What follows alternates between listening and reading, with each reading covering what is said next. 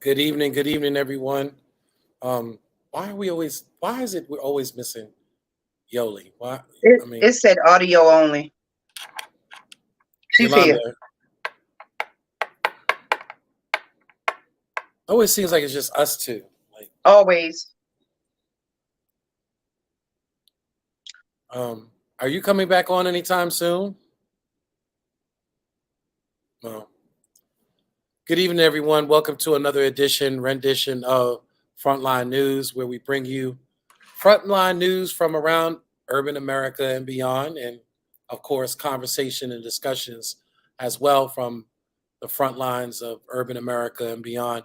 I'm going to try to get through this really quick because we have a hot topic. Of course, we are discussing some issues surrounding our schools and the restart to school.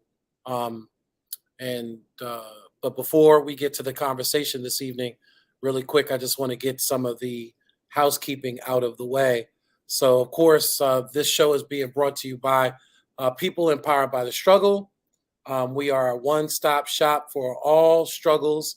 Doesn't matter what you may be dealing with in life, um, whether you're dealing with homelessness issues, whether you're dealing with housing-related issues, whether you're dealing with maybe you're dealing with domestic violence, maybe you're feeling suicidal, maybe you're looking for workforce development or workforce opportunities. Whatever your struggles may be, again, we are a one-stop shop organization that tries to help you navigate through whatever your struggles may be in Baltimore. And in some cases, we've gotten calls outside of Baltimore and have helped those in reference to whatever life struggles they may be going through. Um, we are open 24 hours, 7 days a week. We don't take off for our birthday. We don't take off for your birthday. We don't take off for Jesus' birthday. We are open 24 hours, 7 days a week. If you need us for whatever reason may be, we ask that you reach out to us. Our number is 443 355 8014. Hopefully, I got that right. If not, the ladies will correct me. That's Um, correct. okay, 443 355 8014. Reach out to us if you need us. Um, you could also email us if you have any questions, suggestions, or maybe have some topics for our show that you would like us to dig into. You could reach out to us that way through our email. It's pebts.org at gmail.com. And you can always go to our website and find out more information about our organization and some of the work that we've done previously and some of the work that we're currently doing. You can get in contact with us also through the website. It's PEBTS. That's Peter, Edward, Baker, Tango, Sam, right? PEBTS .org. Um, and hit us up on Facebook. We're on Facebook. We're on Instagram. We're on all the social media platforms. Hit us up as well on those platforms. Good evening, Ms. Gaines. Good evening. Thank you for joining us. I'm not sure what happened to our co-host, but I'm Brother Jason, or AKA. I just well, did that while you was doing doing your business. I'm Brother Jason, aka DJ J Rod. Um, I'm the Deputy Executive Director for People Empowered by the Struggle. Joining me this evening is our Chief Financial Officer, our life coach, my big sister. There's just so many things that I could kind of add to that as to what she does. She's kind of got her hands in everything in reference to our organization. And in reference to our family. She has Get your hands out the our pot. hands. Get your hands out the pot. No, it's get your hands out my pocket. But she also, as well, is so instrumental in our family again. And I appreciate everything that she does for us. Our dear sister, Donna Tebron Green. Good evening, my sister. Good evening, Jason. My spirit is a little shook, and I got a lot going on. I'm trying to bring my energy back. I'm out here fighting for the community. Got to fight for myself too. So it's a lot going on. But while we're doing this, I like to give a shout out to a heavenly shout out, birthday shout out to Barry Martin, Adrian's dad that passed away in June. His birthday is today, so I like to give a special happy heavenly birthday to Barry. Yeah, and then our organization is very familiar with the circumstances surrounding his death, and we have some great concerns in reference to his death. Um, uh, it just shows you, in some cases, the many failures of our institutions around the state of Maryland, and he's a product of one of those failed institutions. We won't go deep into detail tonight because that'll be a whole discussion. Oh, Matter of show. fact, we might need to plan a show just around that. But shout out to all of our brothers and sisters that are holding it down, that are dealing with their own struggles in incarceration, and are dealing with the deplorable conditions and the deplorable support system that is there in many of our correctional facilities and institutions around the state. So, and many times folks end up becoming victims of the mismanagement of our correctional facilities. So, but hopefully we'll have a show around that because we really need to dig deep into that and talk about it because I too have a personal story of someone that I know that was victimized by the correctional facility, actually out when they had the old cut in Hagerstown. No, I'm sorry, in Jessup. Jessup. Before they moved to the men's prison in Jessup. I know someone who lost their life there as well, and we really need to have a discussion around it because their family has never gotten justice as well. So, but also joining us this evening is our executive director, former mayoral candidate for Baltimore City, and soon to be. We're going to claim it in the name of Jesus, in the blood of Jesus. We're going to claim it in the name of Jesus. Our next mayor of Baltimore City, Miss Yolanda Pulley, is joining us tonight as well. Good evening. Good evening, good evening, good evening. I'm like Donna. Trying to bring myself out of, all that transpired within the last couple of days. Matter of fact, the last couple of weeks. Trying to allow myself to be angry but sin not. It's a lot, but we're just gonna go into the show. Well, like before we go into the show really quick, I do want to make sure that we shout out Donnie Glover and give thanks to Donnie Glover for allowing us this platform. We appreciate you, my brother. And to the whole Black News USA family. Donnie has really allowed many of us in the community to be able to have a platform to be able to even come to you and to have these discussions like we're getting ready to have tonight. So, Yolanda, you keep disappearing. If you can come back, I just wanted to just emphasize that because I didn't want to forget giving respect to. I can't stop my phone from ringing because we on the radio show. That's what we. Are you on your phone? No. Oh. It just cuts off on my iPad when my phone rings. I got my phone silenced. I'm just wondering why your iPad is choppy. Of water. Right. Yeah, you sound like you're in a cup of water. I am in a cup of water. I'm drowning. It sounds like it. So let's get into the discussion this evening. So many of us are dealing with, I guess, when you deal with some of these institutions, especially in the state of Maryland, it has a way of draining you. And that's why you see for both my sister Donna and both Yolanda, we're kind of trying to reset ourselves from all the trauma that we've endured the last 24 hours. So Yolanda, you want to go ahead and kind of expound on that? Well, yeah, we're talking about the educational system. Do I still sound like I'm underwater? A little, but a little bit. Go ahead. Okay, so school just started back. Everything. This is supposed to be happy times for people and children. This is supposed to be happy time for people to get re-engaged back with school life. When we have a system, when we have a system that's more about principles than we do the students, that's a problem for me. No, We but I have mean the principles reflect what's going on with the students, because like you literally have a system that's over North Avenue that don't care, and then they have these representatives, which is the leaders that's supposed to be the principals, that don't care. And I hope you throw her name out there. I hope you do, because I feel like she needs to be embarrassed. I really do. Yeah, I'm feeling the same thing. But see, that's what I'm saying.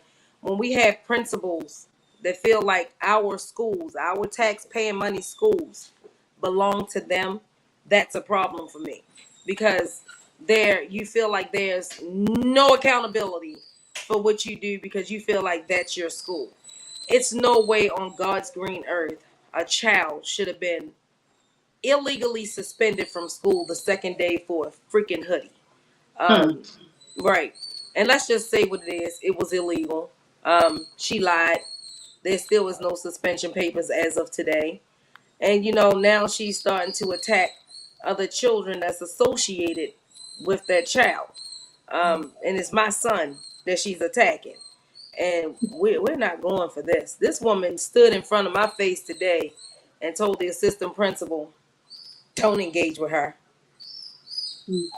Yeah, I couldn't believe it myself if I didn't bear witness to it. And I think what we're trying to explain here, family, is so what you have is, in many cases, North Avenue tries to give autonomy to the principals, allow the principals to be able to run and manage their schools. And what it seems to be, you would think that in this day and age where we have, children are not wanting to go to school, they're not engaged in school.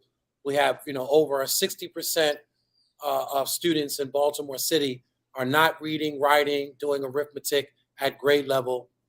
Even just recently, a study showed that a recent assessment test that they've taken shows that all the students are below grade level, at least 2 grades below their level. So with everything that's going on and knowing that we have to kind of really put in an extra effort to try to bring our students back up to speed, why would you be doing anything as an administrator to discourage students, to push students away? Why would you be forcing uniform policy? I mean, it's But not even a policy. Why would you be forcing children? You better be lucky children are in school these days, especially the ones Yolanda, that's 16 and over. you're not even saying the biggest issue. The biggest issue is it's not even the hoodie. It's the fact that they want you to buy a $70 hoodie from the school. I mean, we being nickel dimed and like swiped left and right. How do you expect then you got over $20,000 going per child? So why they can't provide them with the first hoodie? If that Dawn, I just found out. Quenisha did not know. So she basically, even though she's been laid off, no job, she felt like she was bullying to buying Quinn a hoodie, her son a hoodie, and she really could not afford it. But they make it seem like, it's the school's mandated policy. And see, that's why I said she's bullying children into going to he goes to that school too? Mervo. No, it's Mervo. Oh, so it's Totally another different school. school. So they making it they Exactly. making it a profit. They trying to Yeah. profit from the school, from the government and from the family. Like, we don't have it. Like, what else do you expect? Right. And what I saw this morning when we went up to the school, and we're talking about Forest Park, family. When we went up to Forest Park this afternoon, this morning, what I saw was multiple students being pulled out from going to class because they had hoodies on. Well, It was actually, they kinda went cold. into the classroom and got them out of their instructional time to sit up there and chastise them about something that's not even suspendable on. It's not even a suspendable offense. Now it was cold in the building. I will admit it was cold in the building. I probably, if I'm going to be there all day, I wouldn't want to be in a short sleeve. I definitely would want to be able to have a jacket. Plus, we're getting ready to hit fall weather. It starts to get a little colder in the morning before it starts to But warm Jason, up. let's even take it further than that. Remember the little boy that walked in with the green shirt on? Yeah, he She didn't have told a him it didn't uniform say. shirt. Yeah, she said Right. it didn't say Forest Park, so it's not a uniform shirt. So she said that she was going to call his mother and It tell have him to that he. say the school name on it though. Like it have Donna, to. that policy totally conflicts with Baltimore City School uniform policy. It says the colors that you're supposed to wear for the school, not a logo. Hmm. So So, how do you write that one down? basically, she's bullying students into what's the word I'm looking for? Complying No, complying with she's school policy, with no, what they deem as uniform policy. no. I'm going to tell you because I started a strong ass email. I'm sorry for the word, but I started a strong email to these people. And while you look for that email, I wanted to just emphasize. So we reached out to some of the community leaders in that area in Howard Park. We reached out to our dear friend Sean Stinnett, who's also in the Howard Park community. Extortion. That's And what it is. extortion. And what's interesting is that when we did speak to some of our community leaders, they were telling us that they've been having issues with this principal ever since she's gotten into the school. She's only been there one semester prior No, to since 2020. So she so 2 2020. semesters. Wait a minute. So it's only 1 year because 2020 nobody was in school. Right. The school was shut down. 2021 is when they opened back up for children to go back to in-person learning, which that was another bullying tactic. But Yolanda and I looked her up, and she came from a very, very, very failing school system. Very, very, very. They failed everything. They failed right now on name. Wait a minute, They Donna, what was failed the name of NACA. that I think school? it was NACA. Something over there it's off of Northern Parkway. I want to say it's called NACA. NACA Freedom and Democracy Academy. They So failed everything. So she went from getting paid $90,000 as a leader there to getting paid over $120,000 at Forest Park. And then some of the pictures that you see on her page where she took at the school, do you see how she's dressed?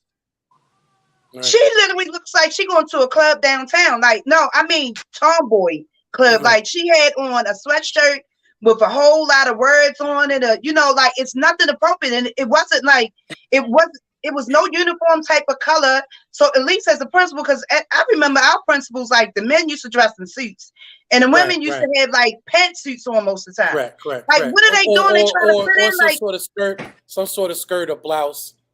How do you separate? Like you literally got to separate yourself, and like she looked like one of the students in there. And then one of her posts, like, did Yolanda show you her post? Don, I'm sitting there, wait a minute, I'm sitting here reading another website that posted this USA News on education on this school. It says overview of NACA Freedom and Democracy Academy. Freedom Academy is public schools located in Baltimore, which is a large city setting. The students population of NACA Freedom Academy 2 is 297 students, and the school serves 6 to 12th graders. At NACA Freedom Academy, 3% of students scored above proficiency level of math, 8% scored above level of reading. The school minority student enrollment is 98%. The student-teacher ratio is 16-1, which is worse than one of the districts. The student population is made up of 48% female and 50% male. The students enrollment 61% economically disadvantaged students. There are 19 equivalent full-time teachers and 0 part-time counselors. Math proficiency 3%, reading proficiency 8%. So. And I can't make it up. I mean, it's right here. Wait a minute. We can't see that. Wait a minute. Let me turn. We can't see that. Stop even trying. Send it to Jason. Maybe he can post it. We can't see that little light. It's a bit ridiculous that she would go from that failing system to coming over to Forest. I don't know how Forest Park was doing prior to her, But the way she's targeting kids is already traumatized. Like the child that she's traumatizing, she lost her father as a child, and she lost her sister, both to murder in Baltimore City. And this principal is acting like she don't understand. Like, you know, you have to have a heart for this stuff. You have to have a heart for it. Well, And Dawn like, is also in her job description when they become a principal. You know about traumas in school. You're supposed to be sensitive to all these needs. And when you're talking about the how do we expect our children to face great loss and sit in class and have a productive day? Why are they even required to come to school after because they in our city, you know, they expect us to just get over it. But when Right. it happens Right. in their city, in their place, they have all these therapists and all these caring people to come through that want to Wraparound hug you, services. you know. But Right. us, They come we to the go through it school. every day, all day. We walk past it, we live in it, we go to school upon it.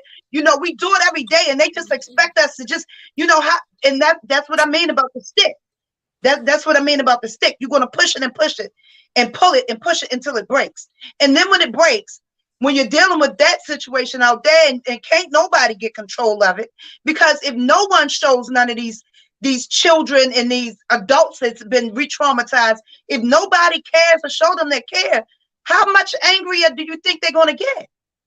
Right.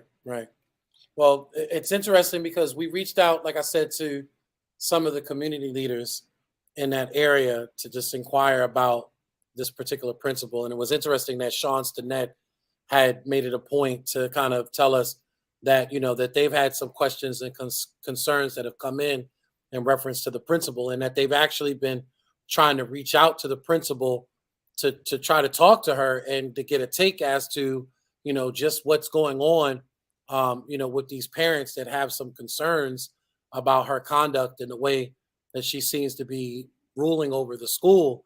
And Sean Stinnett said that, you know, she was inaccessible, that she's not an approachable person. She's not someone that's easily wanting to work with the community or work with the organizations in the community, you know, to try to find out what's going on with the students at Forest Park. And I think that that's something that we haven't had before, because when you really look at the history of Forest Park, all those folks that I know of who have attended and gone to Forest Park, the principals and administrators have always been inviting, have always been folks that you can go to and you can speak to about an issue.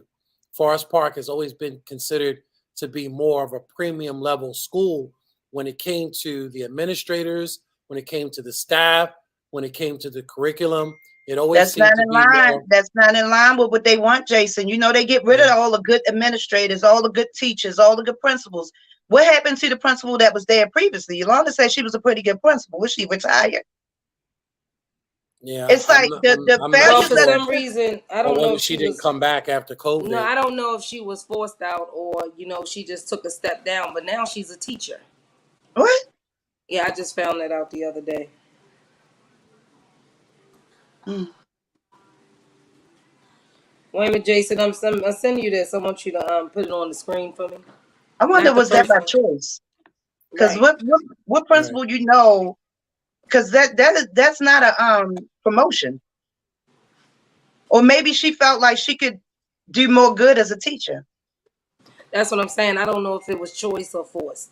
All I know now, she's back being a teacher. The one that I Yep. just sent you, Jason, I want you to pull that up and go to data, budget, you know, all those ones right there, especially the state report card. That is hilarious. How this woman now is now the principal of one of our better, finer STEM schools. Making more money. Oh, remember it said she makes 112,000. I thought it The said school, 120 some thousand. oh well, the school budget that she put in for Forest Park, and we also can pull it up. She makes 150,000. Oh. Hmm. I think this one that we was looking at was Older. generated. No, it was generated before we got the $1.62 billion school budget. So she decided to get herself a raise. That's the problem. That could have been them $70 sweatshirts. Yeah, but how you being a I'm trying to figure out what the budget, which is a 6 point. I think I read it. It says the end budget was $6,400,000, 6 million something odd dollars school budget. Um, I'm trying to figure out for the life of me if this woman having financial instabilities, why is she over top of a $6 million budget? Yeah, Jason, that we looked her up and she got all types of debt. Like everything on her under her Maryland file is like a bunch of debt. Like she owe every organization out here. How do you lead a school like that? Like even when you work for the state, Jason, I wanted you to pull up the other one. Yolanda, don't send him that one with the post that she made on Facebook that time. Well, I screenshot it and sent it. I screenshot it. That's fine. It say going up to the school to fight, cursing out teachers when they are called to discuss your child's attendance, grades and behavior, and threatening of the principal when your child is suspended for just cause. What is just cause? Why are we suspending children for just cause? No, Yolanda, go ahead. Read it. How is that working out for you now? Public school is in crisis. But hold on, Yolanda, go back to that. How is that working out for you now? Why would she post that? Right. Was she talking to somebody's student or to somebody's parent? And how do you expect somebody to respond to that? Right. And so it says, how is that working out for you now? Public schools are in crisis. Let's be frank. Everyone doesn't have private school money. She needs to understand that. No one is saying not to require the best. She needs to understand that too. But y'all better respect this free education and start showing some respect for the people who spend more time with your children than you. They are fed up. Now, Jason, how do you respond to that though? Like, imagine your child was suspended or whatever happened, and then you're not supposed to take it to social media, period, point blank, because all you're doing is starting more sugar honey iced tea. And I thought the school system had probably a social media policy that probably doesn't allow those type of comments to be posted in the first place. So she needs to be reported for that. That's what I'm saying. Like these type of things, it may be the same way she try to nitpick on children. She needs to be nitpicked on about what the proper procedures are. Donna, you see, wait a minute, whoa, stop right there where it say uniforms.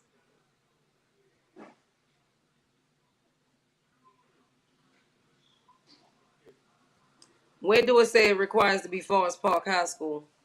Where does it say that these children are required? It say targeted uniform. Uniform policy. Where does it say it has to have a school logo on it? So then they can implement their own policies as they choose? Clearly. Well, this right here is Baltimore City Schools policy. Uniform for the middle school of this school right here. This is the school policy right here. Not what you want them to wear. Yeah, but that's for the other one. That's for NACA. Where's the other one? Where's the one? That's what I'm saying. No, but even still, this right here is the school policy. It does not say right for all schools. It does not say that it has to have a logo on it. It does not say that it has to have this, that, and the third. How much it is. This is the school policy that shows you the colors that they are supposed to wear. She's absolutely right. There are a lot of principals that are bullies, and this is the one that we're actually going up against right now. Jason, can you scroll down?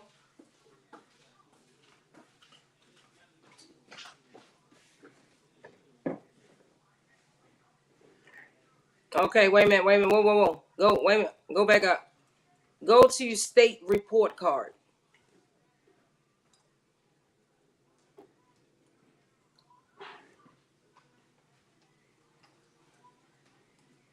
We got to start embarrassing school systems. Nothing comes up. Press it again. Go to See if you can push another one, because it might be just your phone. You might have to refresh. It's not my phone. I'm on the laptop. Or maybe that's it. Why wouldn't the link work on the laptop, Yolanda? I don't know, but I just pulled it up.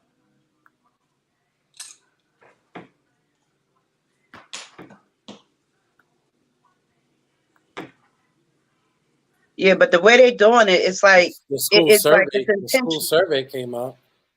It's all intentional though. It's like, you know, it starts from North Avenue where Go they to give renewal the report. instructions. So you got to follow the status quo. They want our students to fail. They don't want to give them no opportunity because they see them as laborers. Well, this is what came up. The school survey came out.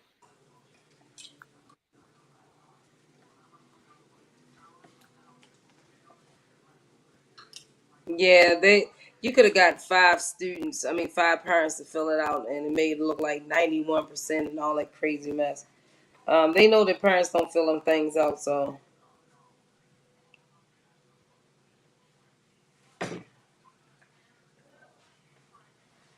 this is crazy because now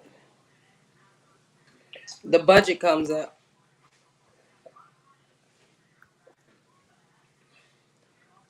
The budget comes up on how much the cost of money goes out. Let me see data.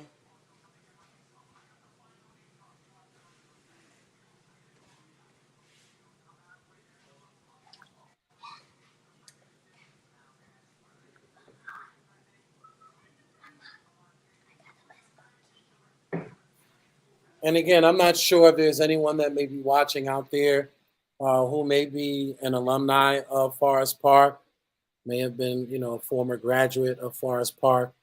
Maybe their experience may be a little bit different. I think the question that we all have is, again, when students are failing at high rates, when students, we know are having issues in reference to socially adjusting I and found it getting somewhere else, back Jason. and getting Go back to under. the normacy of stuff. Like, why are we doing things that are going to disencourage students to want to be a part of the Because just school? like Donna always say, you got to make them care. But go to the renewal report. See, once Rally and Rhonda get her hip, what she get her knee, Rally and Rhonda, like, let's go Rally, because I'm just saying it's pathetic. The only way they'll listen is if you get too loud, Yolanda. They don't like shouters. Nobody in any business likes shouters. That's the first thing they tell you. You have to calm down the shouters. You have to calm them down, and they can't calm us down. So let's go shouting. Did it come up? No. Well, let me see if I can. And NACA, if you remember, NACA was involved.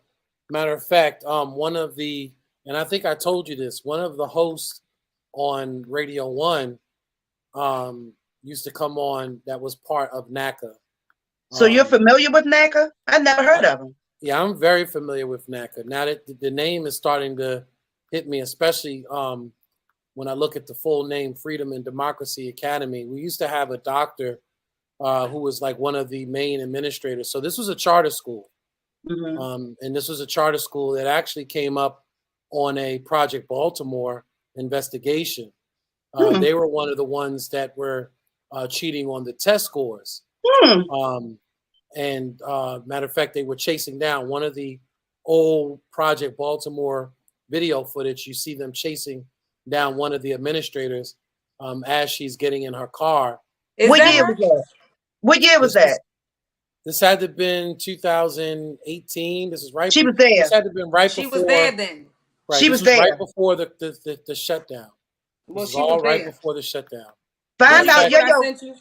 Find out from Project Baltimore if she's one of the administrators that was being investigated. Oh, You need to write that on your to-do list. I know you're not in your right spot, but please make a note of that.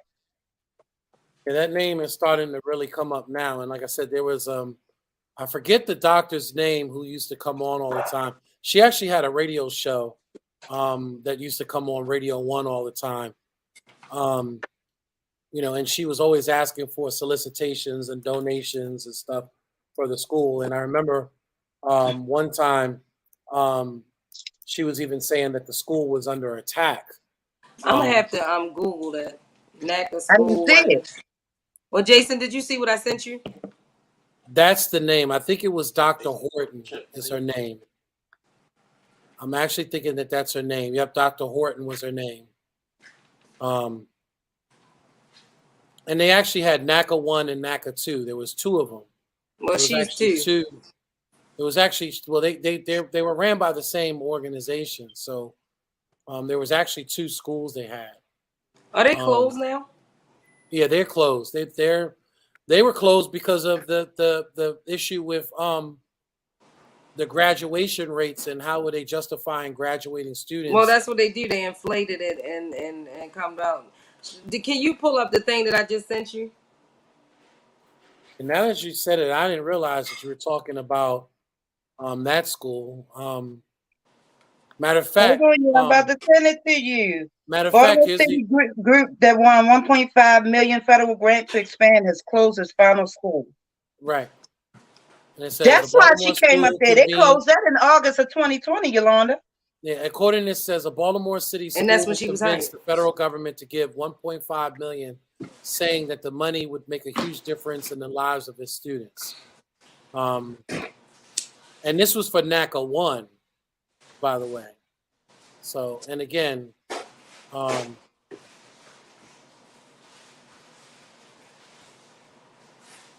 yeah, and from what I understand, that they didn't even meet the qualifications to be a Title I school. They weren't in compliance to be a Title I school. Well, that's why I was telling you to actually pull up what I sent you just now. It shows you why under that report. Yeah. Again, this is all starting to kind of come to me a little bit more now. I'm investigating. And again, I remember. I think we're in the wrong field, Don. I think we should have been investigating. Yolanda, OMG, why they playing with us?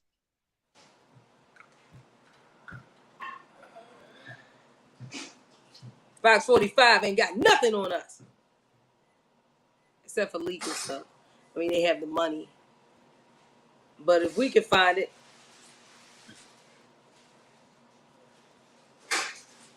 Jason, did you see what I just sent you? I'm trying to. You got to bear with me, please. I sent it to your phone. Right, but my phone does nothing for the broadcast. Sorry, guys, we're investigating.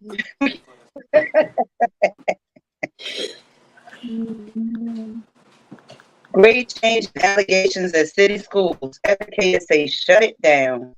Okay.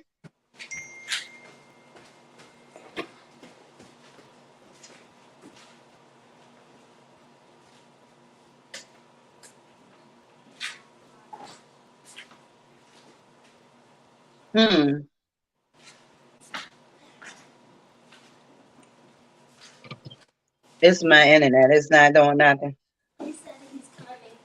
So I see what Yolanda sent me, and again, it's really starting to come to me now. That again, that's definitely them. I just looked them up. Yeah, the whole NACA school and them being closed down. Right, the NACA 2 has her name on it as the principal. Yeah, she was one of the administrators. And again, she had a radio show on Radio 1 for a while. Really? Yeah, I forget what it was called. It was a while ago. She had a long-running show, and she often talked about some of the good work that they were doing at NACA. And I believe that so don't get me wrong. I think that the principles and the intention was good, but I think that somewhere along the line, when they realized that they had to stay in compliance, somebody was willing to stay in compliance by any means necessary, even if it meant kind of deceiving the system into believing that the students were doing better than what they really were.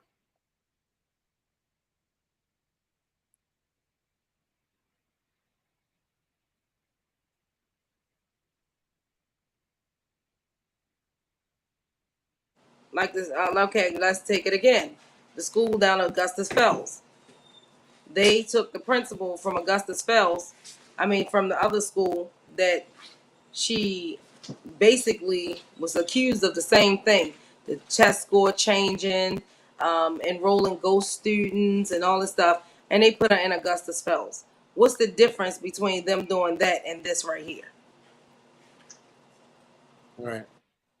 A whole bunch of, like I said, when are we going to get tired of actually being sick and tired of not educating our children properly? Right.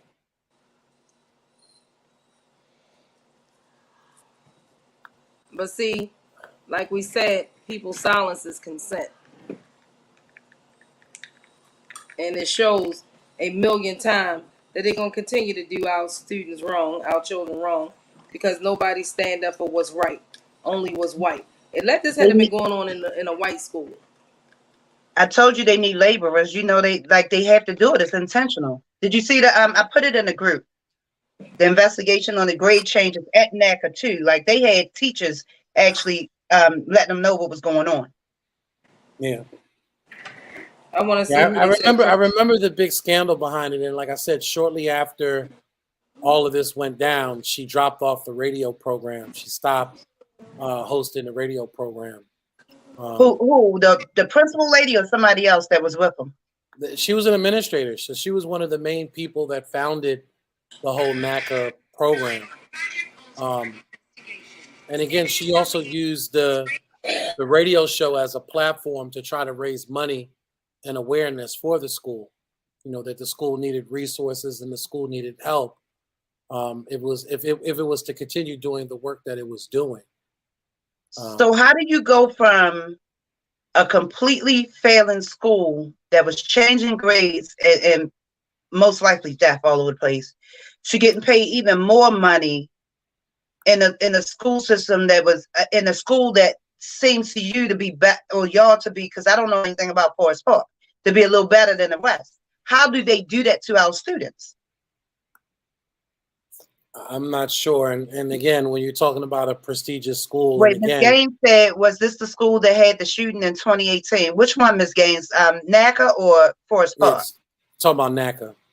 It did have a shooting in 2018? I'm not sure. I'm still trying to look into that one as well. But I did find an article on Fox 45, and I wanted to share it. Let's see if it'll let me share. But yeah, I don't get it because it's almost the same. It's almost like I'm having deja vu again.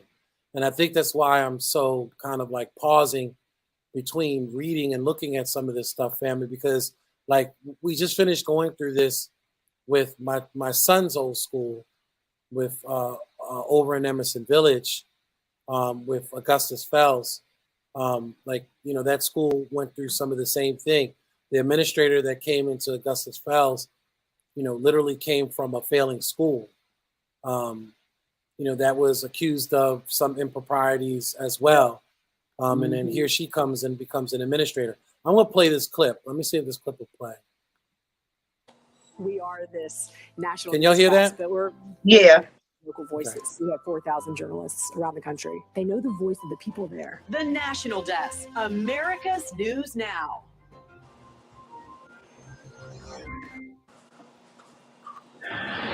Tonight, a Project Baltimore investigation. Serious allegations of grade changing at a Baltimore City high school. If you graduate a certain number, from my understanding, the doors of the school stay open. Teachers who say their students failed classes required for graduation, yet still receiving diplomas. It is something that we would look into. You think this school, NACA, should close? I really think it should be closed. It's a Baltimore City high school you may never have heard of, Northwood Apollo Community Academy 2, or NACA 2. It's a school that doesn't usually make headlines. But a months-long Project Baltimore investigation has raised serious questions about how students there are graduating. Project Baltimore lead investigative reporter Chris Papps joins us now. Chris, you've dug up some alarming information about this school. Yeah, that's right. Now, the grade that a student gets in class is supposed to be the grade they earn, but we spoke to educators who say that's not happening at NACA too. They say some of their students' grades are being changed so they can graduate.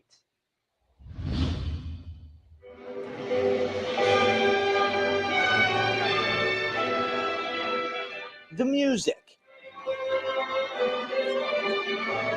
the pride, distinguished class, a wonderful class. High School Graduation Day 2017 at Northwood Uphold Community Academy 2, or NACA 2.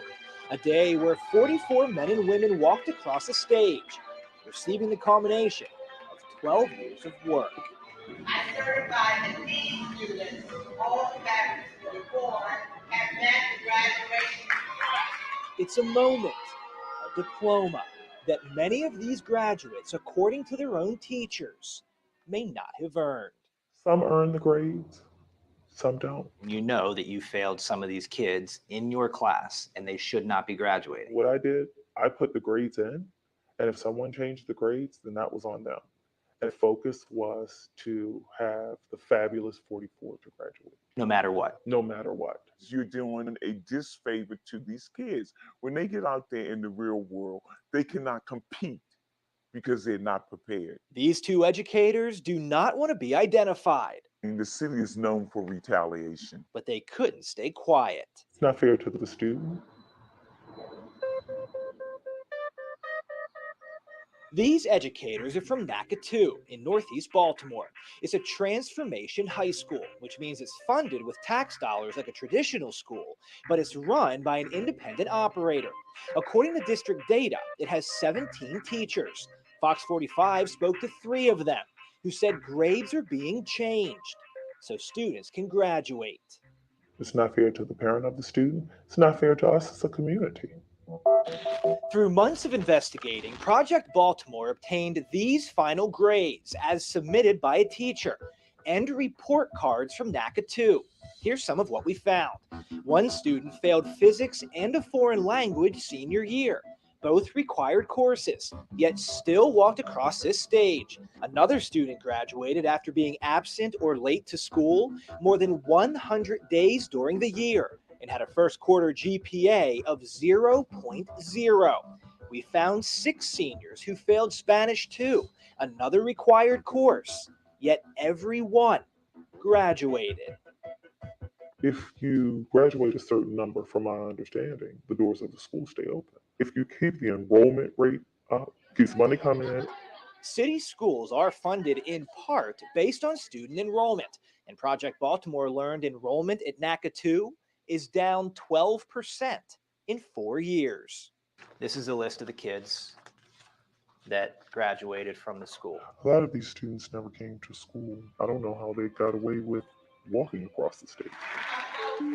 For weeks, Project Baltimore tried to track down NACA 2's operator, Cecil Gray, who is also the pastor of Northwood Uphold United Methodist Church in North Baltimore. After more than a dozen phone calls and emails requesting an interview, we received a 3-sentence statement from Gray's attorney. It read, vehemently, the allegations are denied as patently false. However, the great news is that 100% You see who the lawyer is? Graduating seniors from NACA 2's 2017 graduating class matriculated, receiving their high school diplomas, meeting all of the state mandated requirements. NACA and its board of directors look forward to the upcoming school year and its continued success. As for NACA 2's principal, Dr. Angela Seaton, who retired from the district in June, we never received an official response to our questions about alleged grade changing at her school. After a half dozen phone calls and emails, we went to her house.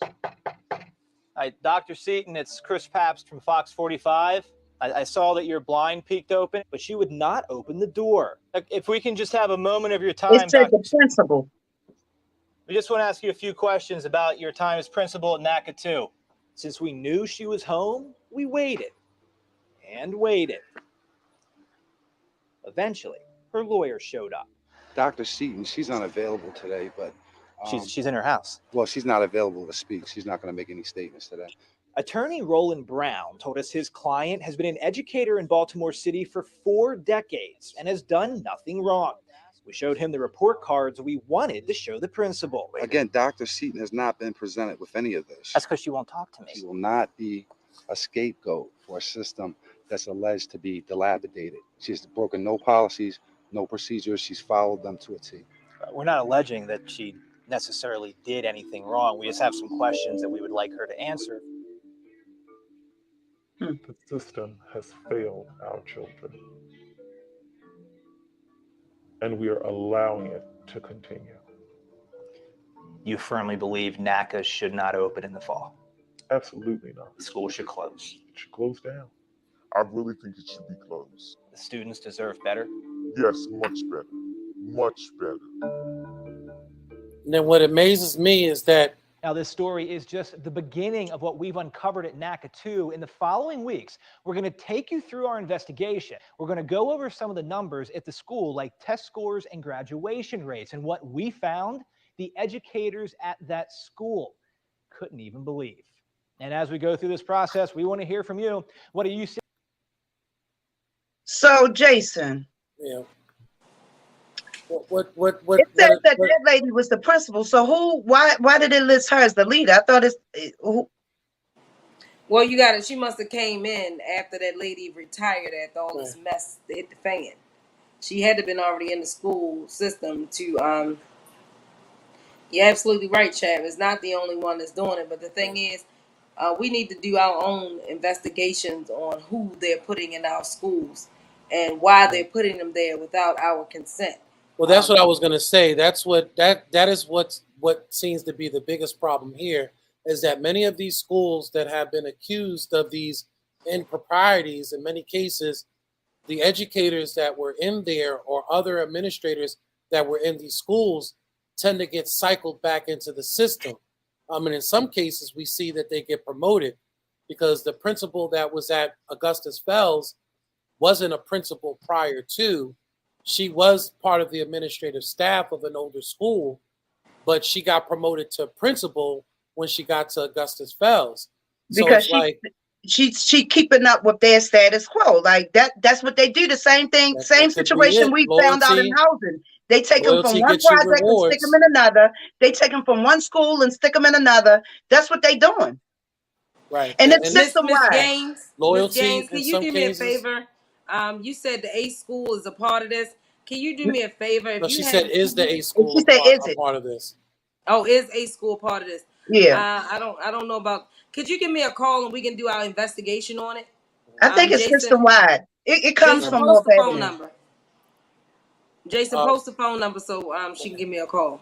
But again, it's just, again, I'm just so dumbfounded, because again, many times these folks that are prior administrators or educators in the failing school, when they finally get a hold of and they shake the school up, it seems like there are those who are like loyal or something to North Avenue that either didn't tell, or maybe they did tell. Maybe they told everything to North Avenue and told everything that was going on so that North Avenue wouldn't be caught off guard. And these folks are being rewarded in the process. All I know is that this principal that is currently at Forest Park comes from NACA 2, and NACA 2 has a bad history. And then now we have it where community leaders, Yolanda, who's a parent of a child in the system, and an auntie of a child who's in Forest Park, are now dealing with issues to where they can't seem to get a hold of this administrator. And again, this administrator has come from bad history, from bad blood. I mean, there's no other way to put it, but she comes from bad history, bad blood. So we keep recycling these people back into the school system, as opposed to purging them out. And Jason, the biggest issue with this is with the teachers that's going through it, because just like with housing, it's a financial intimidation. It's like, if I be quiet, at least I get my paycheck. If I say something, I'm gonna be retaliated against, and then I'm gonna lose my job. And then they just said it on in 2017. And see, the thing is, this was in 2017. We are now sitting in 2022. Mm-hmm. Why are we still doing the same thing over and over again? Because they've been doing it ever since we were younger, Yolanda. Right. It's the system of things. Right. They have to have laborers. They have to. Right. But again, this seems to be the status quo. This seems to be, again, you have these failing schools, and these administrators get cycled around to other schools in the process. And like I said, in some cases are promoted.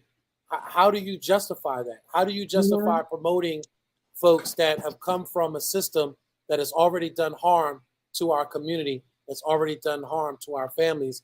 And you're right, Donna, you said something that was very profound, that a lot of these administrators and a lot of these folks that are in the schools, that at the end of the day, the only thing that they really care about is not so much about the children, because if they did, they would whistle blow in a heartbeat. They got to pay their bills. They right. They are a state I'm gonna agency, take it even. and there are state whistleblower laws, and they are protected under state whistleblower laws. But instead, they tend to go with the status quo. Because said, Donna, one more what happens. Then you look at keep their salary. You know, then you just snitch. You know, so you say you fall in line to the system of failure. And don't say anything, but let these children go out here with a high school diploma that don't even like can't read it doesn't even equal out. Wasn't earned. Baltimore City high school diplomas does not even equal out to a GED. Right. Yolanda, it's sad that they're graduating kids with less than a sixth grade education. It's sickening to say, and then they try to go into college and get all this debt because they've never been prepared for college. They don't even have a high school education in Baltimore. They don't even have college prep anymore in schools. I'm not surprised they don't have middle school prep in city schools. Well, see, the thing is that I got to tip my hat off. Well, I got to tip my hat off to Dr. Santelises. She is smart. She gave the administrative control to the principals. So if something go wrong, she got a whole bunch of fall people. And nothing never touches her. Congratulations, Dr. Santelises. But let's give our ending remarks. It is now 6:59. And our next show, Greg, come on. Everybody stay tuned and watch. Stay tuned and watch Chapman Quilla Quesadilla. Hey. Laquita. Come on. The show that comes on after us. Go ahead. Go ahead, Jason. Mine's is really short. Just, we have to stop allowing. Mine's is really short. We have to stop allowing those who have the power over our children to continue to keep dishing us just worthless junk in the process. We have to hold them accountable. We have to stop recycling these folks in and out of these school buildings, and start purging them out. This is a prime example. If this principal is a part of the old NACA 2 institution, then Forest Park is in more trouble than what we believe it to be in. Yep. And I just say, if they don't want to care, we make them care. And we'll see you guys next week. Love ya. Love y'all. Love you guys.